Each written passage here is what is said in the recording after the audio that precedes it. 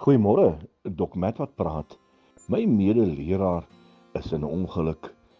Jy sien, sy voertuig in die nag het van die pad af geloop en ja, hy het redelik seer gekry, snye en baie gekneus, heup seer gemaak en hy is hospitaal toe.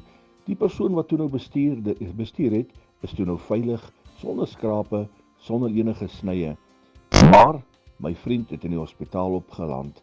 My medeleraar het seer gekry, maar ons is so dankbaar vir die Here dat die Here sy lewe gespaar het, want dit kon so anders te gewees het. En toe leer ek 'n klomp lesse daaruit. Die woord van die Here sê, as jy dit wat jou hand vind om te doen, doen dit haastig, doen dit onmiddellik. Moenie huiwerig wees om 'n ding te doen nie. Doen dit onmiddellik. En dan ander goeders wat onmiddellik opspring is, laat ons mekaar waardeer.